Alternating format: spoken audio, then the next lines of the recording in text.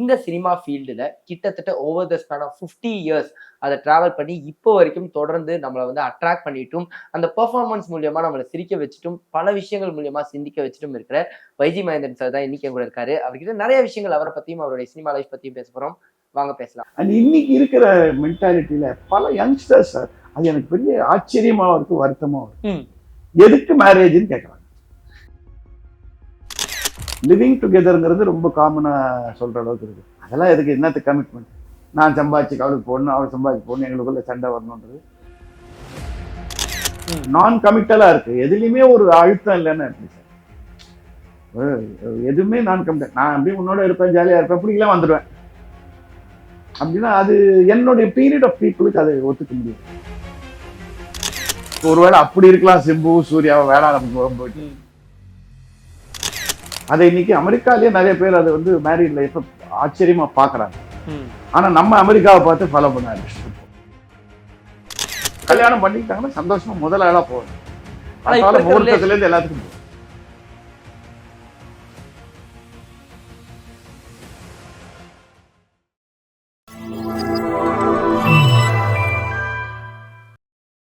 Simbu sir கூட உங்களுக்கு நல்ல பழக்கம் இருக்கும். காரணம் தொடர்ந்து படங்கள் பண்ணியிருக்கீங்க. ஆதிக் சார் கூட 2 படங்கள் நீங்க ஒர்க் பண்ணியிருக்கீங்க. இவங்க 2 பேர் கூடயும் உங்களுடைய பழக்கம் பத்தி சொல்லுங்க. இவங்க 2 பேருக்கும் இப்ப இந்த சின்ன மனக்கசப்பு இருக்கே, இதை எப்படி பாக்குறீங்க? நான் அதை பத்தி எனக்கு அவ்வளவா தெரியல. Dare not comment about it. Okay. இப்ப சிம்பு எனக்கு அவர் ஸ்கூல் படிக்கிறதுலேன்னு தெரியும், ஆசிரம் ஸ்கூல்ல ஆரம்பித்து படிக்கிறதுன்னு தெரியும். நான் அவர் கூட நடிச்சது 2 படம், AAAன்னு ஒரு படம் அண்ட் பிக் ஹிட் மாநாடு. அவரை பத்தி நான் இன்னைக்கு அதான் சொல்லுவேன். One of the most talented youngsters I have seen. சினிமாவில் அந்த ஆளுக்கு தெரியாது கிடையாது. டெக்னிக்கலாகவும் சரி, நடிப்புலையும் சரி, எல்லாம் சரி. பட் அவர் வர வேண்டிய இடத்துக்கு இன்னும் அவர் தன்னை வர வச்சுக்கலங்கிறது தான் எனக்கு வருத்தம். கண்டிப்பா. He deserves to be in a much better spot. He is such a talented person. அது இன்னும் கொஞ்சம் கட்டுக்கோப்பா அவர் பண்ணிக்கிட்டாருன்னா, இந்த 2 படத்துல நான் என் ஒய்ஃப் வந்து சொல்லுவாங்க, வெரி டேலண்டட். அவருக்கு சினிமாவை பத்தி தெரியும் ஃபுல்லா. ஏன்னா சினிமாலே வளர்ந்து வரும். அப்படி அவங்க அப்பா கிட்ட இருந்து இஸ் வெரி குட் ஆக்டர். எல்லாமே எனக்கு தெரியும். எனக்கு கூட நடிக்கும் போது நமக்கு we know who are the good actors, who are notங்கிறது. லக்ல வந்தவங்க எப்படி, மக்கள் செல்வாக்குல வந்தவங்க எப்படி, வெறுமை நடிச்சு வந்தவங்க இவங்க அந்த மாதிரி. பை நவ் அவர் மாநாடுக்கு அப்புறம் இன்னொரு 10 படம் அடிச்சு பின்னி ஒருத்தர் இருக்கணும். அது வரலையேங்கிறது எனக்கு ஒரு பெரிய வருத்தமா இருக்கு. பட் அவருக்கும் ஆதிக் ரவிக்கும் அந்த மனக்கசப்பு பத்தியெல்லாம் எனக்கு தெரியாது. ஆதிக் ரவி எனக்கு எப்படி தெரியும்னா, அவர் எனக்கு பெரிய ரசிகர்.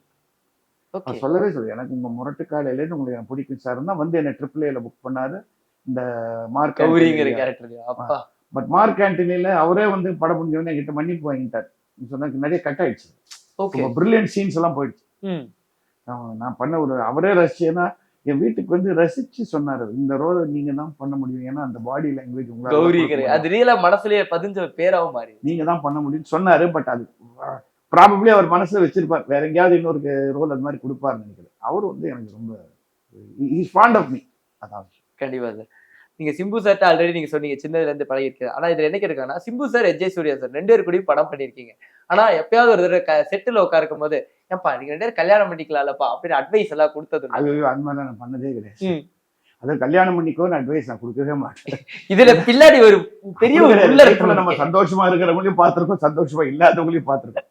நான் சொல்லுவேன், எப்பா என்னுடைய married life happy. I got married in 1975. Okay. இப்போ எத்தனை வருஷம்?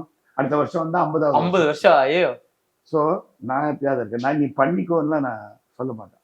அண்ட் இன்னைக்கு இருக்கிற மென்டாலிட்டியில பல யங்ஸ்டர்ஸ், அது எனக்கு பெரிய ஆச்சரியமா இருக்கு, வருத்தமா இருக்கு. எதுக்கு மேரேஜ்னு கேட்கறாங்க.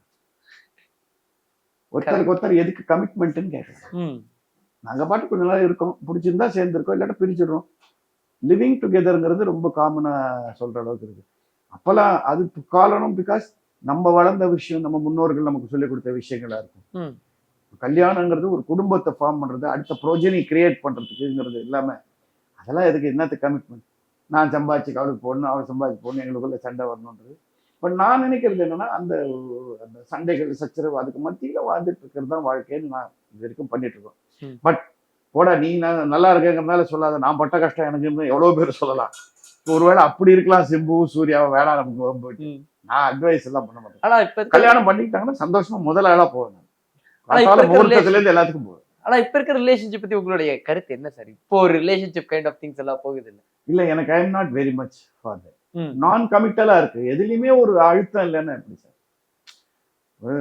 எதுவுமே நான் கமிட்டல். நான் அப்படியே உன்னோட இருப்பேன், ஜாலியா இருப்பேன், பிடிக்கல வந்துடுவேன். அப்படின்னா அது என்னுடைய பீரியட் ஆஃப் பீப்புளுக்கு அது ஒத்துக்க முடியாது. அதுக்கு Okay. காரணம் அதுக்கு நீங்க லாஜிக்கலா அவங்க எனக்கு பதில் சொல்லலாம். பட் நான் வளர்ந்த விதம் அது. எனக்கு சொல்லித் தரப்பட்ட பண்பாடு அது. Correct. அதை இன்னைக்கு அமெரிக்காலயே நிறைய பேர் அது வந்து மேரிட் லைஃப் ஆச்சரியமா பாக்குறாங்க. ம். ஆனா நம்ம அமெரிக்காவை பார்த்து ஃபாலோ பண்ண ஆரம்பிச்சிட்டோம். Living together. Vice versa you know got reverse that ஆயிடுச்சு. ஆமா. விஷால் சார் வந்து இந்த பப்ளிக்ல பண்ற ஒரு சில விஷயங்கள் வந்து நிறைய மீம்ஸ் குள்ள உள்ளாகுது. ஆனா அவர் அப்படிப்பட்ட ஒரு பர்சன் இல்ல தானே அப்படின்னு. என்ன எதை பண்ணிட்டாரு அவரு?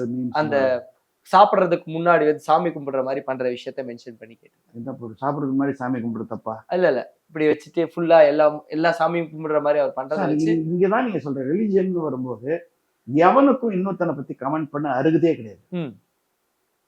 It is his wish. நான் சாப்பிடுறதுக்கு முன்னாடி தலைகீழ நின்று கூட காலால் எப்படின்ட்டு கூட சாப்பிடுவேன். ம். புரியுதா? புரியுது. நான் சாப்பிடுறதுக்கு முன்னாடி தண்ணி எடுத்து 4 பேர் மேல இறைச்சிட்டு கூட நான் சாப்பிடுவேன். என் பிலீஃபை நீ எவனுமே கொஸ்டின் பண்ணக்கூடாது. அவருக்கு அது gives him some peace satisfaction. Yeah. அவர் அது பண்றாரு. அது இல்லைன்னா அவர் பண்ணுவாரோ இல்லையா? எனக்கு இந்த ரிலிஜன்ல மட்டும் I will not question about another mens belief. அதே மாதிரி எவனும் என் பிலீஃப் கொஸ்டின் பண்ணவும் விட மாட்டேன். இவ்வளவுதான் என் பதில். Actually a perfect answer sir. பலருக்கு இந்த ஒரு இது இருக்குது. ஓகே. ஏதாவது ஒரு இடத்துல இப்போ சினிமா ஷூட்டிங் ஸ்பாட்ல பல இடங்கள்ல ரெகக்னைஸ் பண்ணாமலோ இல்ல ப்ராப்பர் ட்ரீட்மெண்ட்ஸ் இல்லாம இருக்கிற இடத்துல எப்பயாவது எந்த ஒரு கோவமும் படாம இல்ல யாராவது ட்ரீட் பண்றது சரியா இல்லாத போதும் அந்த காமன் கம்போஷன் அப்படி மெயின்டைன் எனக்கு எப்படின்னா சார், கோவம் எதுக்கெல்லாம் வரும் தெரியுமா? சின்ன விஷயங்களுக்கு கோவம் வரும். ம். டைமுக்கு வரல, ரிஹர்சலுக்கு ஒருத்தன் டைமுக்கு வரல, டைலாக தப்பா வளர்னால, ஏன் தப்பா வளர்னா கோவம் வரும்னா அவனுக்கு கிடைக்க வேண்டிய கைத்தட்டல் கிடைக்கலையே, எனக்காக இல்லை அவனுக்காக. அப்பெல்லாம் கோவம் வரும். பட் பெரிய விஷயங்கள் சிலது நடக்கும்போது நான் அதை அமைதியாக எடுத்துட்டுருவேன். ம். லைஃப்ல எல்லாருக்கும் எனக்கு ஃபைனான்ஷியல் ப்ராப்ளம்ஸ் வந்திருக்கு, ஃபேமிலி ப்ராப்ளம்ஸ் வந்திருக்கு. அந்த சமயத்துல நான் ரொம்ப காமா இருந்தேன். இன்னி வரைக்கும் அது அப்படிதான் இருக்கு. ஏதாவது அது அப்படின்னு ஒரு பர்டிகுலர் இன்சிடென்ட் என்னால சொல்ல முடியாது.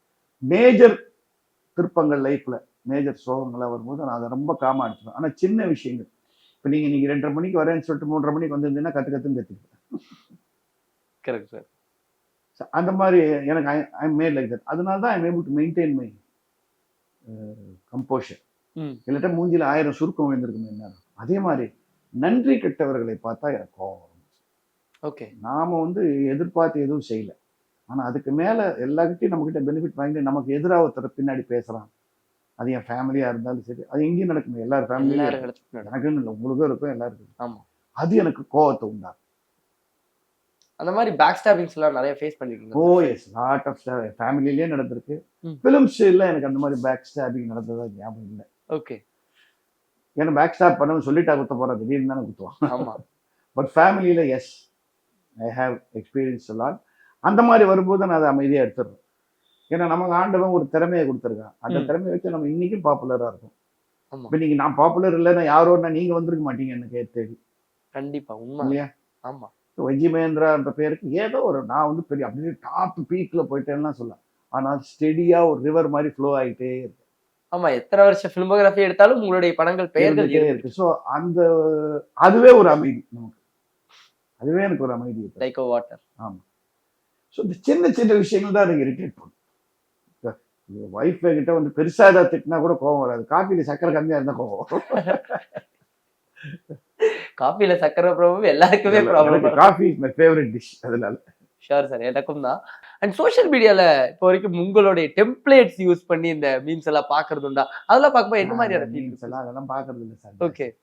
சோஷியல் மீடியால ரொம்ப மிஸ்யூஸ் பண்றாங்களோன்னு என்னுடைய ஃபீல். நல்ல விஷயங்களை விட கெட்ட விஷயங்களை தான் அதிகமா போட்டு எல்லாம் பாராட்டிட்டு இருக்காங்க.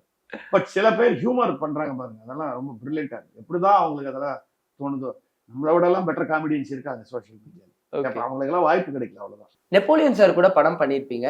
அவர் லைஃப் பத்தி, இப்ப அவர் லைஃப் வாழ்றத பத்தி எப்படி நினைக்கிறீங்க? அந்த ராஜா மாதிரி இந்த யூடியூப்ல எல்லாம் அவர் வீடியோக்கள் பார்க்கும்போது எங்களுக்கு ரொம்ப சந்தோஷமா இருக்கு. நீங்க அதை பாக்குறது உண்டா? நெப்போலியனோட நான் ஜாஸ்தி படம் பண்ணதில்லை. நடிகர் நெப்போலியன் நடிகர் ஒரு படமும் என்னோட தான் பண்ணேன். ஆனா அவரை நான் அதிகமா சந்திச்சது இப்ப அவர் அமெரிக்கால இருந்தப்போ. ஓகே. நாங்க நாடகம் போட்ட போது அவங்க ஊர்ல நாடகம் போட்ட போது அவர் எங்களுக்கு பண்ண விருந்தோம்பலை பார்த்து நான் அசந்து போயிட்டேன். ஓகே. அவருக்கு வந்து நான் ஒன்றும் நிறைய படம் பண்ணதில்லை. ம். நான் அவர் பார்ட்டியை சேர்ந்தவங்க இல்லை. இங்கே ஜாஸ்தி படங்கள் ஒன்னோ ரெண்டோ படம் தான் பண்ணியிருக்கேன். அவருக்கு Okay. என்ன தெரியும், எனக்கு அவரை தெரியும். ம். என் நாடகங்கள்லாம் ஒரு ஏர்லி ஸ்டேஜில் பார்த்துருக்காராம். ஆனால் ஒரு நடிகர் இங்கேருந்து அங்கே வரான், நாடகம் போட வரான்னு உடனே அவர் எனக்கு கொடுத்த மரியாதை, அவர் வீட்டில் தங்க வச்சு எனக்கு பண்ண மரியாதை, அதில் அவர் மேலே எனக்கு ஒரு தனி ஒரு பாசம் மறந்து போச்சு. அந்த பாசம் மரியாதை அப்போ மாறிச்சுன்னா, அவர் ஒரு தந்தையா பார்க்கும்போது, அவர் ஒரு பிள்ளைக்கு ஆமா. உடம்பு சரியில்லை, அது உங்களுக்கு தெரியும். ம். அவரோட பேஷன்ஸ், அந்த குழந்தைக்காக அவங்க லைஃப்ல பண்ணியிருக்கிற சாக்ரிஃபைஸ் எல்லாம் நினைச்சு பார்க்கும்போது நம்மலாம் ஒன்றும் இல்லையா அப்படின்னு அவரை பற்றி சொல்ல தோணும். கண்டிப்பா சார். அது எல்லாருமே இப்ப தொடர்ந்து அத இன்னொன்று ஹேட்ஸ் ஆஃப், அதில் ஒன்றும் there is no second thought about it. கண்டிப்பா சார். வைஜி மகேந்திரன் சாருக்கு ஒரு டைம் டிராவல் மிஷின் கிடைச்சா எதை ஒண்ண மாத்துவாரு, எதை ஒண்ண திருப்பி திருப்பி லூப்ல ஓடட்டும் அப்படின்னு விட்டுருவாரு. திருப்பி திருப்பி லூப்ல ஓடுறது சிவாஜியோட நடிச்ச படங்கள். அது அப்படியே லூப்ல போகட்டும். மாத்துறது எந்த மாத்து? மாத்துறது நினைச்சது பழையபடி டிரைவின் அந்த இடத்துல வரணும், சஃபயர் அந்த இடத்துல வரணும்னு டைம் மாற்றேன். ஏன்னா நாங்கெல்லாம் சந்தோஷமா கழிச்ச காலங்கள் அது ரெண்டும் இல்லைன்னு போது என் வயசு ஆளுகளுக்கு எல்லாருக்கும் அது வருத்தமா இருக்கும். எங்களுக்கு டைம் டிராவல் கொடுத்தா திருப்பி கொண்டு போய் டிரைவின் அண்ட் ஹோட்டல் அந்த இடத்துல வைப்போம், சஃபயர் தியேட்டர் அந்த இடத்துல வைப்போம். நமக்கு சந்தோஷமான நாட்கள் ஆமா. திருப்பி வரட்டும். வாவ். சார், ஆனா இந்த ஒரு பேட்டி எனக்கு ரொம்ப ஸ்பெஷலா இருந்துச்சு சார். நவரசம், உங்களோட எமோஷன்ஸ், உங்களோட என்ன சொல்றது, நிறைய விஷயங்கள் உங்ககிட்ட பேசி தெரிஞ்சுக்கிட்டேன். உங்களோட பழைய கதைகள் கேட்கும் போது எனக்கு ரொம்ப சந்தோஷமா இருந்தது. அண்ட் இந்த ஒரு பேட்டிக்கு ரொம்ப ரொம்ப தேங்க்ஸ் சார். கேட்டது ரொம்ப இன்ட்ரெஸ்டிங்கா இருந்தது.